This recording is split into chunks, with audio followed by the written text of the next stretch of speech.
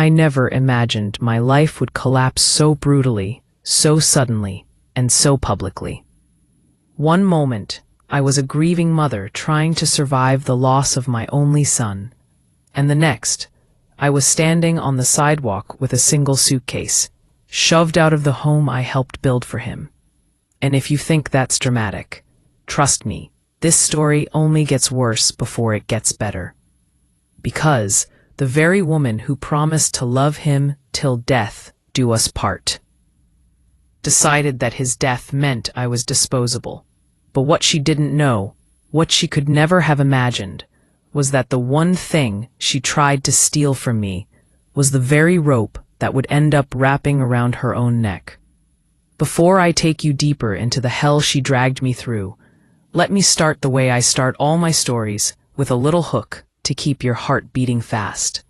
So let me ask you this. Have you ever trusted someone so deeply that you didn't see the knife until they'd already stabbed you with it? Because that's what this is. A story of trust, betrayal, greed, and a revenge she served to herself without even realizing it. And before we go on, please hit that subscribe button so you don't miss more real-life stories like this. And also comment the city you're watching from, because I love knowing where my community is tuning in from. My son, Daniel, was my world. He came into my life late, when I had already accepted that motherhood wasn't written in my destiny. But destiny surprised me, and from the moment I held him, I knew he was going to be special. He was warm, gentle, patient, a man who believed in kindness as a lifestyle. When he married Lily, I'll be honest with you, I wasn't sure. He was beautiful, yes, with that kind of beauty that makes the world stare. But beauty has never impressed me. What bothered me were the little things. How her smile dropped the second Daniel left the room. How she never asked about my health. How she seemed annoyed whenever Daniel tried to include me in their plans. But Daniel loved her, and I loved him, so I learned to swallow my discomfort and let them build their life the way they wanted. And they did, at least for a while. They bought a home, a beautiful 2-story house wrapped in flowers and sunlight. I helped them with the down payment. They never asked, I offered. Daniel wanted kids. Lily didn't, at least not yet. But even that didn't seem like a real issue. Not until the day his heart stopped beating. A sudden cardiac arrest. They said it was instant, quick, painless. But grief is never painless for the people left behind. I remember the funeral. I remember how cold Lily's hands felt when she shook mine. I remember how she didn't shed a single tear. I was too broken to think deeply about it at the time, but later, her coldness made more sense to me than I wish it did. Weeks passed, and grief does something strange. It changes the texture of silence. It makes every heartbeat feel like a scream. I tried to stay quiet, to give Lily space, to give myself a chance to heal. But healing doesn't come when you suddenly feel like a guest in your own family. One morning, I woke up and found my things packed. Not nicely, not respectfully, just thrown together as if my memories were trash. Lily stood there with her arms crossed, her expression hard enough to cut stone. "This isn't your home anymore," she said. "Daniel is gone, and I'm not your responsibility. And you're not mine. I've been more than patient. You need to go." At first, I thought she was in shock. Grief makes people irrational, so I tried to speak gently. "Lily, where would I go? Just give me some time. I'll arrange something." She laughed, actually laughed. "You should have thought about that before relying on my husband to take care of you. This house, it's in my name. Daniel left me everything. You get nothing." I felt the world tilt beneath me. "Why would he do that?" I whispered. "Oh, I don't know," she replied with a shrug. "Maybe because he didn't want to burden me with you. Maybe he realized you were using him. Either way, the lawyer will explain everything at the will reading. But just so you're prepared, don't expect sympathy." She walked away humming a tune, a happy one. I shouldn't have been surprised when she tossed my suitcase at my feet like a bag of garbage, but even then, I wasn't angry. Just defeated, numb, lost. I didn't argue, I didn't shout. I simply walked out, dragging 68 years of life behind me, feeling smaller than I'd ever felt. But fate is a strange thing. It waits, it watches, and then, when you least expect it, it flips the entire script. 2 days later, we were seated in the lawyer's office, Lily in a designer dress, acting like she owned the entire city, and me sitting quietly in the corner. She didn't even look at me, didn't offer water, didn't ask if I was okay. The lawyer adjusted his glasses, cleared his throat, and peeled open the envelope that held Daniel's last wishes. Lily smirked the entire time, waiting for the confirmation of her own victory. And for the first 10 minutes, she got it. The house, the car, the joint accounts, everything went to her. Then she glanced at me with triumph, leaned forward, and whispered, "Hope you enjoy being homeless, because I made sure you get nothing." I didn't react. I just stared at the lawyer, waiting for whatever little crumbs were left. But then the lawyer looked confused. He turned a page, then another, then he frowned. "One final section," he said. Lily rolled her eyes. "Probably sentimental nonsense," she muttered. The lawyer shook his head slowly. "No. This is significant." And that's when my entire world shifted. Because Daniel had a secret. One Lily never knew. One that was about to destroy her. When the lawyer said those words, "This is significant," I felt something inside me tighten, like a thread being pulled. Lily, on the other hand, barely reacted. She was too confident, too certain that she already won. She leaned back in her chair, twisting a strand of her perfectly styled hair, ready to get this final section over with so she could probably post about her victory online. That was the kind of woman she was. Public, dramatic, hungry for applause. The lawyer cleared his throat again, smoothing the papers on his desk as if organizing his thoughts. Before he passed, he began. Daniel drafted an additional clause, handwritten, notarized, and attached to this will. It appears he wrote this in the last 6 months. That caught Lily's attention. She sat forward. "What do you mean last 6 months? He didn't tell me about any updates." The lawyer gave her a measured look. "It seems he intended to tell you, but unfortunately, that conversation never happened." A flicker of annoyance crossed her face. "Well, whatever it is, it doesn't change the estate division. I already know what I'm getting." The lawyer nodded politely but did not agree. Instead, he slid the final page forward and began to read. "In the event of my passing, I want it to be clearly understood that while I leave my home and joint assets to my wife, I also have personal assets, investments, and accounts that are in my name only." I felt Lily stiffen beside me. Her chin lifted sharply. "What personal accounts?" He told me everything. We shared everything. The lawyer raised a brow. It appears that was not entirely accurate. She opened her mouth to argue, but he continued reading over her. "These personal assets are not to be disclosed publicly until after my death. I have made this decision to protect the privacy and well-being of my mother, Maria, as she is the sole beneficiary of these accounts." Lily's jaw dropped. My breath stopped. The room tilted, not from fear this time, but from disbelief. Me? Sole beneficiary. Of what? Daniel never mentioned anything like this to me. We had always been honest with each other, or so I thought. What could he have possibly hidden? The lawyer kept going. "These accounts include my private investments, my separate savings, my consulting income, and my inheritance from my father's side. which I kept independent for reasons I will explain in the attached letter. Lily snapped. Inheritance? What inheritance? He didn't have, he told me everything he had. The lawyer shook his head. According to the documents here, your husband had a substantial inheritance from his father, held in trust until he turned 40. He would have gained full access recently. I felt the room freeze.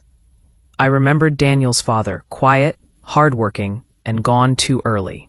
But I never knew he left anything behind.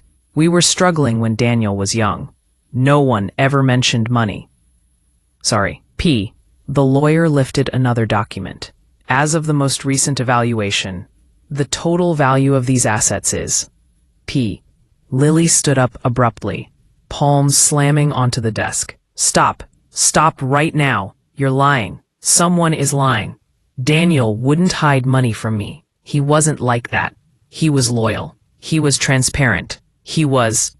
P. The lawyer remained calm.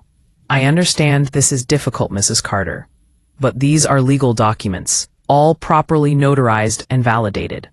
Your husband began managing these accounts privately because, according to his own handwritten explanation, you were spending aggressively from your shared accounts, and he felt the need to secure a safety net. Her face went white, then red, then white again. He told me we didn't have financial issues. He said everything was fine. He said my spending wasn't a problem. The lawyer sighed. He wrote that he didn't want to worry you, but he was concerned, deeply concerned. I sat there, hands trembling in my lap, trying to make sense of it all. My sweet boy, my responsible boy, he had been drowning in pressure, and I hadn't even known. He hid it to protect her. And me. Typical Daniel. Then the lawyer read the final line of the section. As of the latest audit, the total value of the assets left to my mother is $8.3 million. Silence. Total, absolute silence. Lily's face drained of color so fast it looked like someone pulled the life right out of her. She grabbed the edge of the table as her knees buckled. The lawyer jumped up, but he wasn't quick enough. Lily collapsed onto the floor, completely fainted. Me? I just stared at the lawyer, shocked into stillness. $8 million? I didn't have the strength to be happy. I didn't have the energy to feel triumphant. All I felt was grief. Grief because my son had been carrying this without telling me. Grief because he had been planning my future, knowing he may not be in it. Grief because even after his death, he had to protect me from the cruelty of the woman he married. They revived Lily after a few moments with a splash of water. She woke up gasping, looking around as if someone had stolen her soul. Her eyes darted between me and the lawyer, wild, confused, humiliated. This isn't real, she whispered.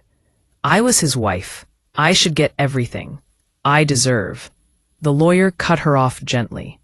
You received everything from your joint life, but these funds were separate, untouched by you, protected by him. She turned her head slowly toward me, and the hatred in her eyes was sharp enough to cut through bone. Not guilt, not reflection, just rage.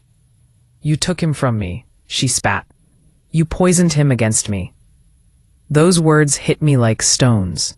He loved you, I said quietly. He defended you even when you didn't deserve it. She shook her head violently. No, you're lying. He would never give you money behind my back. He wouldn't embarrass me like this. This is fake. This is all fake. The lawyer interjected. Mrs. Carter, please calm down. Everything here is legal and documented. She stared at the floor, trembling, not from sadness, but from the realization that her entire plan had shattered. She kicked me out because she thought she didn't need me. She mocked me because she believed I was worthless. But now, in one sentence, the universe had flipped the script. I was the one with everything, and she was the one with nothing she expected. Lily didn't speak for several minutes after that. She just sat there on the floor, staring into nothing, breathing unevenly, her mascara bleeding down her cheeks. The lawyer handed her tissues, but she didn't take them. She didn't wipe her tears. She didn't even blink. It was like someone had unplugged her from reality, and she couldn't process the new world she'd woken up in. A world where she wasn't the center, where she didn't win, where the person she thought she controlled had outsmarted her in death. And she finally stood up. She didn't look at me. She focused only on the lawyer. "There has to be a mistake," she said, her voice trembling, not with sorrow, but with desperate anger. "Can't we challenge it? Can't we say he wasn't stable? He was under stress. He must have been confused. My husband didn't lie to me. Someone manipulated him. Maybe even her." She pointed at me like I was a criminal. The lawyer didn't flinch. "Mrs. Carter, the documents are airtight. They were notarized, witnessed, and the accounts already existed long before the changes to this will. Even if you pursue a legal challenge, it wouldn't change the fact that these assets were never shared marital property." Her lips curled. "I'll sue anyway." I finally spoke, softly, because I still believed, even after everything, that maybe she wasn't a monster, just a broken soul who let greed devour her. "Lily, it's over. He loved you, but he didn't trust your spending. That doesn't mean he didn't care." Her head snapped in my direction. "Don't pretend you know anything about our marriage. You never liked me." "I didn't trust you," I corrected gently, "because you never tried to know him the way he deserved. But I never disliked you. I just saw the parts of you he refused to see." She stormed toward me then, so close, I could feel her breath on my face. "You think you're better than me because you have money now?" she hissed. "Do you think this makes you worthy? You're an old woman. You can't even use $8 million. It's wasted on you." Her cruelty was sharp, childish, like someone biting wildly in the dark because they can't find the light. The lawyer stepped between us. "Mrs. Carter, that's enough. This meeting is over. You will receive certified copies of the documents in the mail." She glared at him. "I'll ruin her," she whispered. "You think this is done? I'll make sure she regrets this day." The lawyer's voice hardened. "If you continue threatening her, I will refer your behavior to the court and to my colleagues. Your husband's estate division is final. Please accept it and leave." She let out a bitter laugh, grabbed her purse, and stormed out, slamming the door so hard the blinds shook. The silence that followed felt heavy but peaceful, the kind of silence that comes after a storm passes, leaving debris, but also fresh air. The lawyer sat down slowly. "Mrs. Maria," he said gently, "I know this is a lot to take in. You must have many questions." I nodded, still stunned. Why didn't he tell me?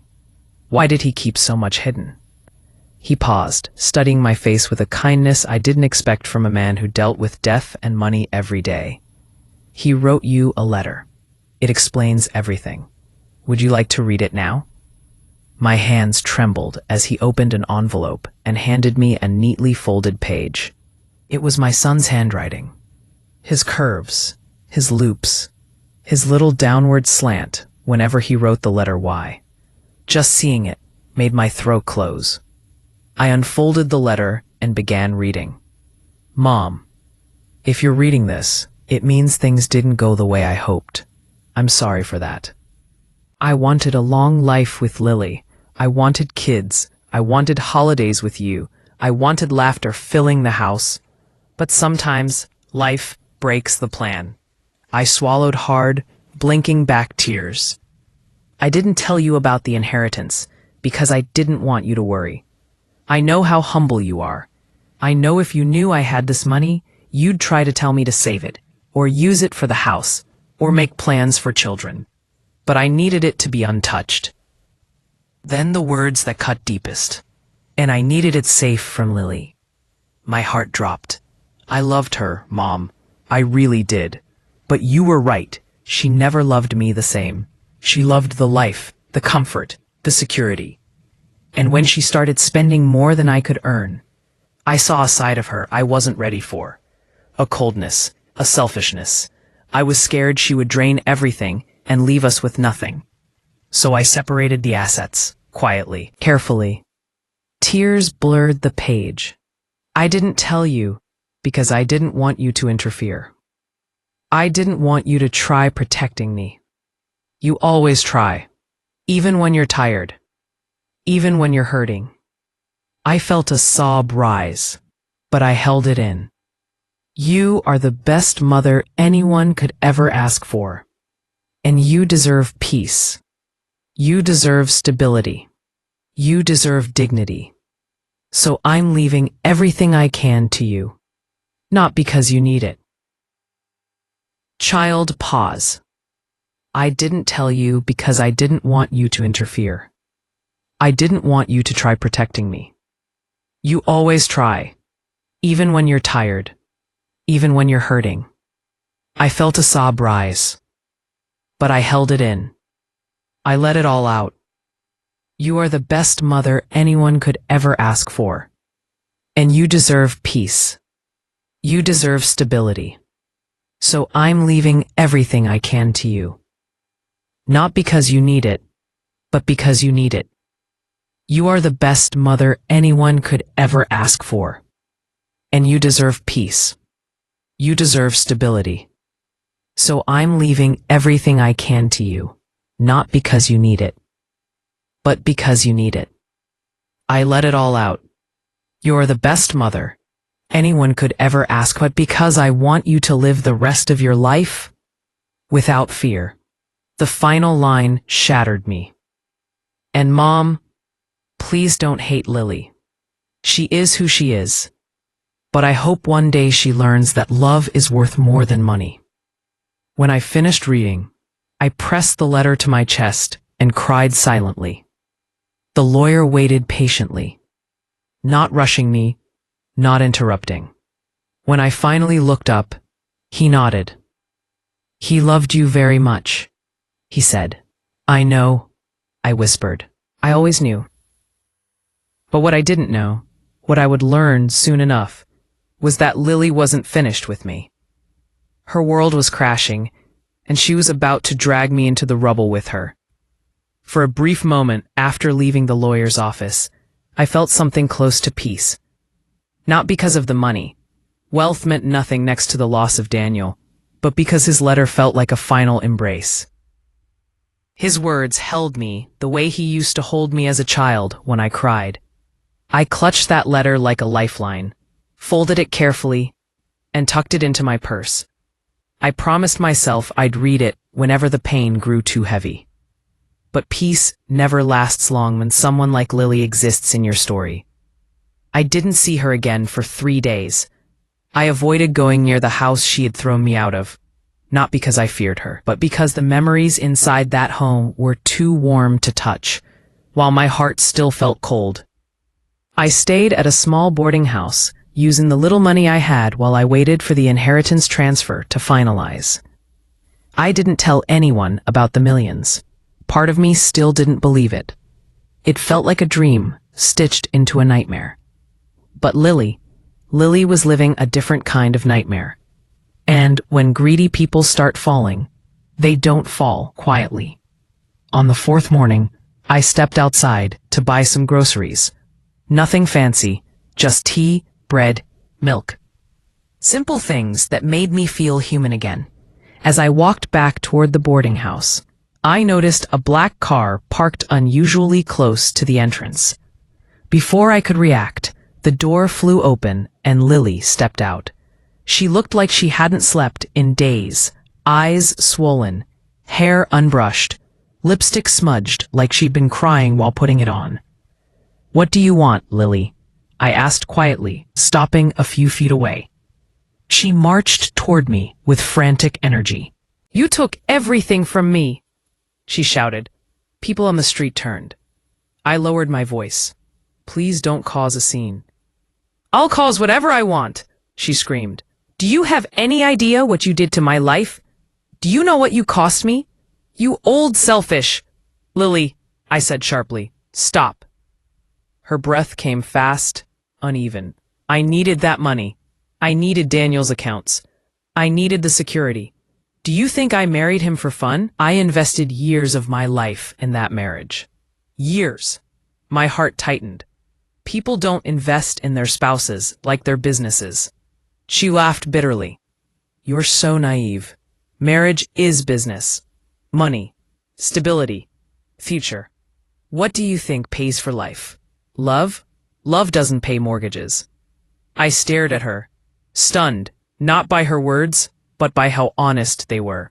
That honesty told me more about her than any argument ever could.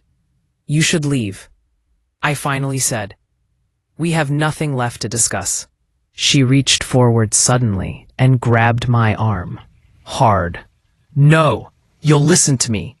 I'm not letting you walk away with everything while I'm left with—" She choked, then forced the words out, "with nothing." I pulled my arm free. "You have the house, the car, the joint accounts." She shook her head violently. "You don't get it. Daniel was the money. After he died, everything started collapsing. The bills, the loans, things he never told me about. Probably because of you. He didn't tell you because he was protecting you," I said softly. "Protecting me?" She spat. "He ruined me. I depended on him. And now he's gone, and you get rewarded." Her voice cracked like glass. "I should have been the one with the inheritance, not you." The anger in her eyes had shifted into something darker. Desperation, envy, chaos. "Lily," I said, trying to keep my tone steady, "the money was never meant to hurt you." "It did hurt me," she snapped. "You think anyone respects me now? You think people won't talk? The widow who didn't get anything? The wife who got outsmarted by a dead man? I look like an idiot." I exhaled slowly. "Lily, what do you want from me?" She stared at me, chest rising and falling, her hands shaking. "Half," she said. "Just half of what he left you." I blinked. "Half? You're asking for over $4 million? You don't need it," she screamed. "You're old. You'll probably die before you even spend it all. I'm still young. I have a life to live. I have to rebuild everything Daniel destroyed." It took everything in me not to react. Daniel didn't destroy anything. He protected what he could. "Protected who? You?" she sneered. "You didn't even get along with me. He should have prioritized me." "He did," I said firmly. "He left you the home you shared. He kept you comfortable. He loved you, Lily. But he also knew your weaknesses." Her face twisted. "I'll sue you," she said. "I'll drag you to court until you're bankrupt." "You can try," I said not unkindly, "but the inheritance is legally mine. Even if you fight, the law won't change." She stepped closer, invading my space. "Then I'll make your life hell. I'll call reporters. I'll tell everyone you manipulated him. I'll ruin your name." I stared at her, really stared. This was a woman unraveling, a woman whose entire identity was built on appearances, and those appearances were crumbling. "Lily," I said quietly, "Daniel didn't leave me the money to fight with you. He left it so I could live peacefully. Please, let us both honor him by walking away." Her eyes filled with tears, but not grief, defeat. "I didn't just lose him," she whispered. "I lost everything." I softened. "You didn't lose everything. You lost control. That's different." She closed her eyes, tears sliding down. For a moment, I almost felt sorry for her. Almost. Then she said something that erased all sympathy. "You know what the worst part is?" she muttered. If I'd known about that inheritance before he died, I would have treated him differently. My stomach dropped. Those words, raw, careless, revealing, showed exactly who she truly was. Not a grieving widow, not a broken woman. A person who valued people only when they came with a price tag. I stepped back, horrified. Lily, listen to yourself. She didn't. She just shook her head, defeated but still angry. I'll get that money somehow, she whispered. I don't care how long it takes. Then she turned, walked to her car, and drove off with screeching tires. As I watched her disappear down the street, I knew this wasn't over. The inheritance had destroyed her sense of power, and she wasn't going to accept that quietly. For the next few days, I tried to reclaim a sense of normalcy. I returned to the boarding house, unpacked my small suitcase, and arranged my life around quiet routines. Tea in the morning, a walk through the park, calls with a few old friends who didn't know about Daniel's death or about Lily's outburst. I told them only that I was mourning and that I had some personal matters to settle. It felt safer that way. The world outside was harsh enough. I didn't need gossip added on top. But the universe has a way of reminding you that peace is temporary, especially when someone like Lily exists. On the 6th morning, there was a knock at my door. Firm, insistent. My heart leapt. Not out of fear, but because instinctively, I knew it was her, Lily. I didn't answer immediately.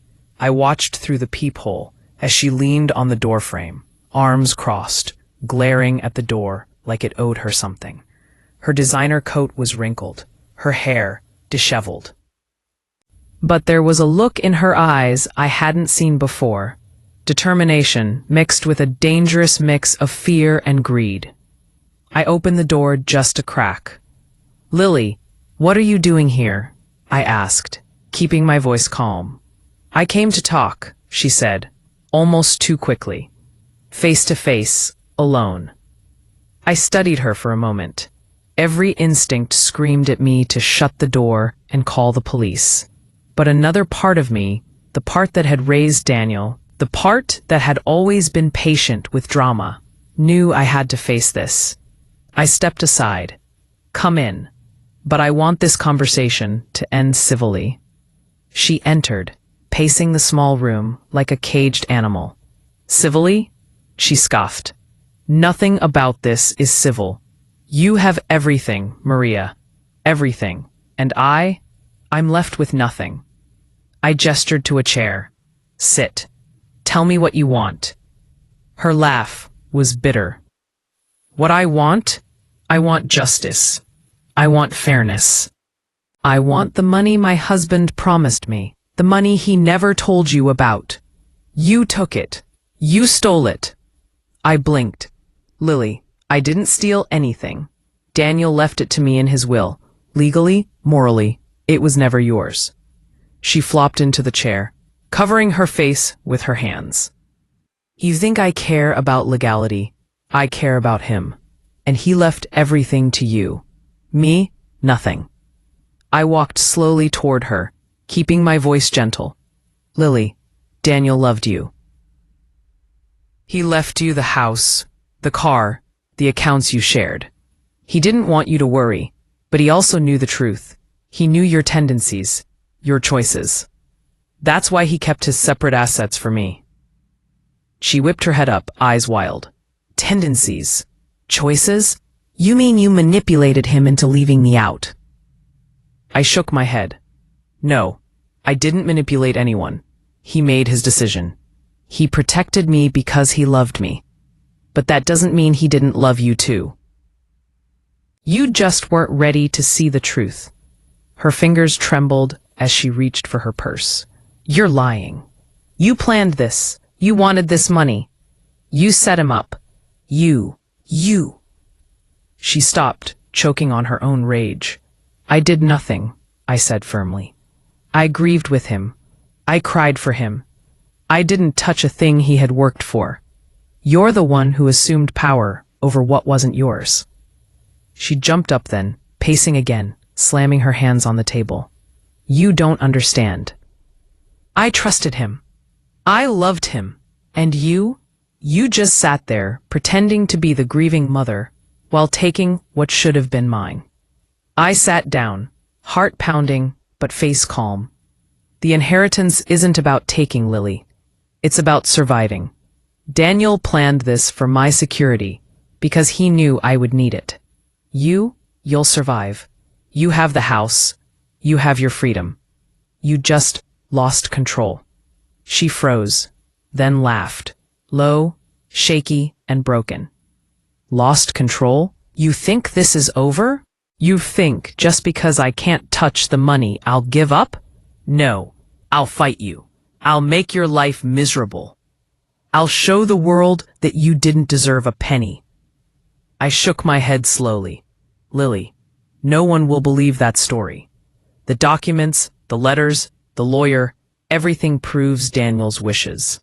And honestly, the world doesn't need to know what kind of person you are when greed overcomes grief. Her eyes narrowed. You're smug. You think you've won, don't you? But this isn't over. You'll see. One way or another, I'll get what I want. I exhaled, holding back my frustration. Do what you must. I won't stop you. But remember this. Daniel's intentions were clear. If you attack me, you're attacking him too. And in the end, the truth will always come out.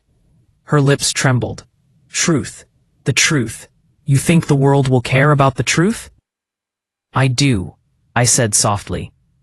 And that should be enough for you to consider walking away. She turned to leave, but paused at the door. Her back stiff, her shoulders tense. Then she whispered, This isn't over, Maria. I'll be back, and when I do, you'll regret it. And just like that, she was gone. I sank into the chair, exhausted. Not from grief this time, but from realizing just how relentless human greed can be. Daniel had protected me. Yes, but Lily had survived long enough to realize she had lost, and now she was desperate, dangerous. I opened his letter again, rereading the words that still held me together. Please, let us both honor him by walking away. I knew what I had to do.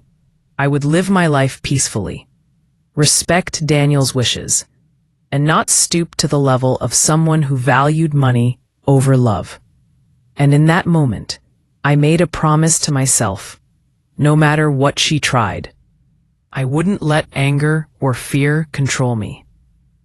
I would rise above it, because in the end, Daniel had left me more than money. He had left me wisdom, clarity, and strength.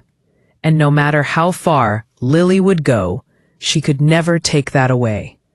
For the next week, I settled into a rhythm that felt almost normal. I woke up with the sunlight spilling across the small room at the boarding house, drank my tea slowly, read Daniel's letter again, and allowed myself to feel the bittersweet comfort of his words. It was a strange mixture of grief and empowerment. Grief because he was gone. Empowerment because even in death, he had ensured that I would never be left vulnerable. But peace, as I had learned, is always temporary when someone like Lily is involved. It started with phone calls, anonymous ones at first, a woman's voice, sharp and rushed, that hung up before I could respond. Then came emails, accusations, threats, lies about my character and intentions. I didn't answer any of them. I refused to give her power over my emotions. But one morning, as I walked through the park, I noticed a black car parked across the street, too familiar, too conspicuous, and in the driver's seat, Lily sat, arms crossed, glaring straight at me. Her face was pale, her hair even more disheveled than before.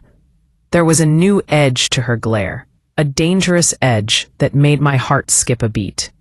I didn't panic. I slowed my pace and kept walking. The car followed me, keeping a careful distance, I realized then that she wasn't just angry. She was obsessive, desperate, and desperate people do reckless things. I returned to the boarding house and locked the door. For the first time in days, I allowed myself to sit, to breathe, to think, to plan, because I knew this confrontation was far from over. Later that afternoon, the lawyer called. "Mrs. Maria, I thought you should know. Mrs. Carter has attempted to contact our office multiple times. She's left threatening messages, claiming she plans to challenge the will." I nodded, even though he couldn't see me. "Thank you for letting me know," I said softly. "I haven't responded, and I don't intend to." He paused. "Are you sure? She might escalate things." "I'm sure," I replied firmly. "Daniel prepared me for this. I will not give her the satisfaction of fear." The next morning, a package arrived at the boarding house. It was unmarked. Inside, a small envelope contained a single photograph of me, taken from the street outside my room. Someone had been watching. I felt my stomach twist, but I didn't scream or cry. I didn't even panic. I folded the photograph carefully and placed it in a drawer. She could try, but she could not break me. A few days later, I received another message. This one was more direct. A note slid under the door. "You think you're safe? I will have it all, Maria. You will regret laughing at me." I set the note down and let out a slow breath. I felt no fear. I felt sorrow, yes, for the woman Lily had become, but fear? Never. I realized then that I didn't need to chase her out, confront her publicly, or even engage with her threats. Daniel had given me everything I needed to stay above the storm. Clarity, protection, and truth. Her rage couldn't touch me if I didn't give it a foothold. 2 weeks later, the inevitable confrontation came. I was seated in the lawyer's office again, this time to finalize the transfer of Daniel's separate accounts, when the door burst open. Lily stormed in, cheeks flushed, eyes wide with fury. She didn't even notice the secretary, the lawyer, or the security cameras. All she saw was me. "You think you can live in peace," she shouted, pointing a trembling finger. "You think you can enjoy what Daniel left you, while I get nothing." I looked at her calmly. "Lily, this isn't about you. This is about honoring Daniel's wishes. He loved you. He cared for you. But he also saw the truth." She laughed, a sound that was harsh and broken. "Truth? You think I'll accept the truth? I'll destroy you first. I'll ruin your life." The lawyer stepped forward. "Mrs. Carter, please calm down. You have no claim to these assets. Any further threats will be documented and sent to the authorities." She turned on him, fury igniting her words. "I don't care. I don't care about the law. I care about what I deserve." I stood slowly, holding my hands open in a gesture of peace. "Lily, I am not your enemy. I never have been. Daniel left me this money not to hurt you, but to protect me. You are angry because you misunderstood him, and because you cannot accept what life has given you." Her chest heaved. "I will not be ignored. I will have it." The lawyer sighed. "You have been warned. This is your final opportunity to leave peacefully." Something in her snapped then. I can see it, the culmination of greed, desperation, and humiliation. She lurched forward, nearly lunging at me, before catching herself on the desk. Her eyes were wide, unseeing, as she trembled. And then she fainted. It was almost cinematic in its abruptness. One moment, she was a whirlwind of rage and entitlement. The next, she collapsed, and the office erupted into chaos. The secretary called for help, the lawyer stabilized her, and I stood back, feeling a mix of disbelief and relief. When she awoke, lying in a chair, her face pale and drained, she looked around, confused. The fight had left her body as completely as it had left her dignity, and in that moment, I understood something important. She had been destroyed by her own actions, not by me. She had chased power, greed, and control, and in doing so, she had collapsed under the weight of her own choices. I walked past her quietly, feeling no triumph, only sorrow. Daniel would have wanted that, me to rise above, not to revel in her destruction. And, for the first time in weeks, I felt an almost perfect calm. Because Daniel had left me more than money. He had left me the strength to endure, the wisdom to act with integrity, and the clarity to recognize what truly mattered: love, memory, and peace. As I left the office that day, I realized something crucial. Lily would recover. Perhaps she would fight again, perhaps she wouldn't. But it didn't matter. Daniel's intentions, his planning, and his love had carried me through. And in the end, that was all that mattered. The days after the office incident felt strangely quiet. Lily hadn't contacted me. The black car never reappeared outside the boarding house. It was as if, for the first time, the storm had paused. I knew better than to assume it was permanent, but still, I felt a sense of relief. I spent those days carefully reviewing Daniel's letter and the documents the lawyer had provided. I traced every account, every investment, every word he had written. $8 million. 8 million reasons to honor him properly. And I realized something vital. This money wasn't just a safety net. It was a symbol of the life Daniel wanted me to live. Peaceful, dignified, and unafraid of those who would try to take advantage of me.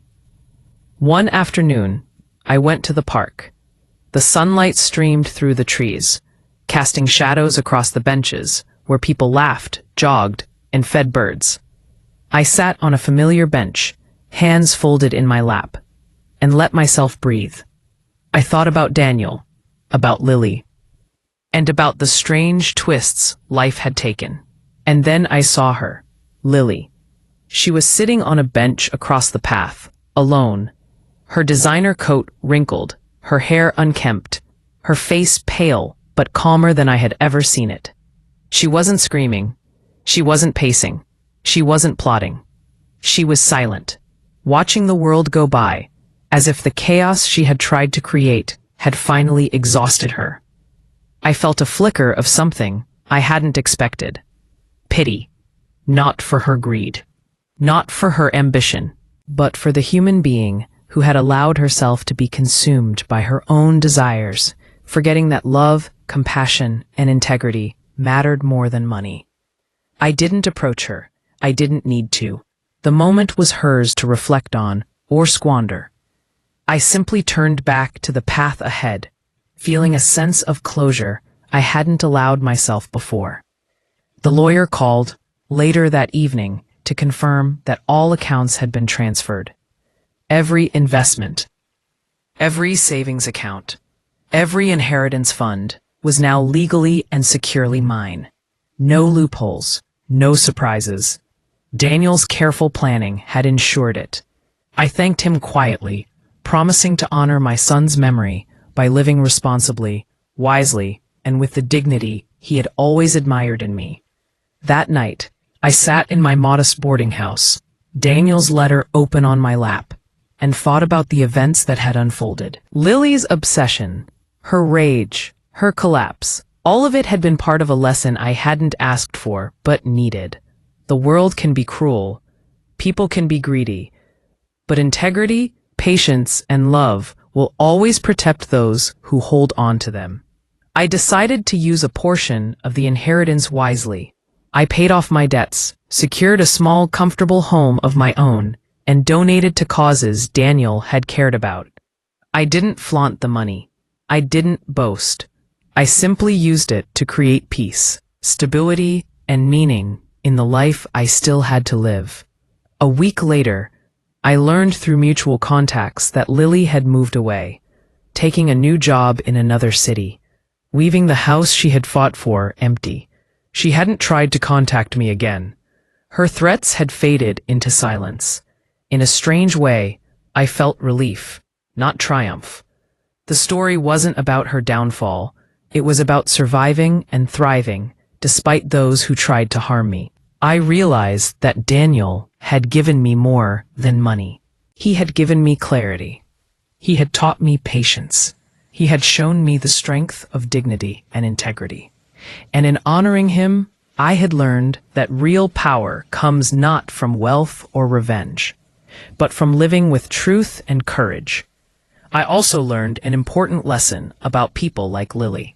They can rage, they can threaten, they can collapse, but their actions are always a reflection of themselves, never of you.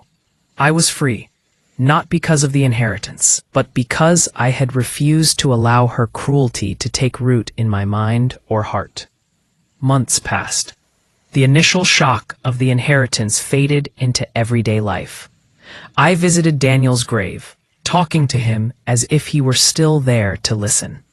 I told him how I had settled into a life of quiet peace, how I had used the money responsibly, and how I finally felt free from fear, grief, and anger. And then, one evening, I sat down at my small desk and began writing. Not letters, not wills, not legal documents, but a journal. A record of love, loss, and survival. A reminder that life is unpredictable. People are unpredictable, but one's own integrity and courage must remain constant. I wrote about Daniel's love, Lily's greed, the lawyer's guidance, and the quiet victories that come not from defeating others, but from honoring truth. I wrote about the sorrow of losing my son, the relief of surviving my daughter-in-law's cruelty, and the happiness of reclaiming my life in a way that Daniel would have been proud of.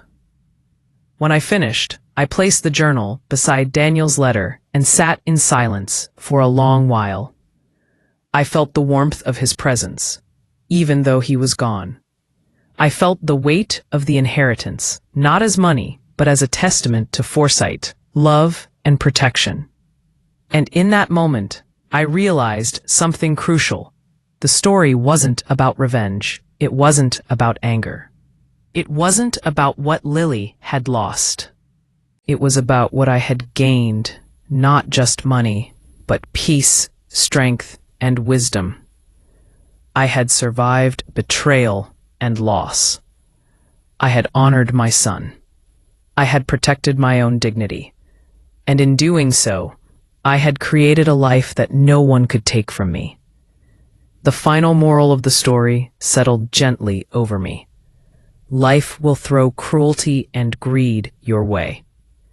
People may try to undermine you, humiliate you, or destroy you, but if you hold on to integrity, patience, and love, no force on earth can truly defeat you. Daniel had shown me this. I had lived it, and I would carry it forward for the rest of my days. I placed his letter back in the drawer, alongside my journal, and whispered softly, "Thank you, my son. You planned for me even when you couldn't stay. I will live, I will honor you, and I will never let anyone take this peace from me." And for the first time since his death, I felt complete.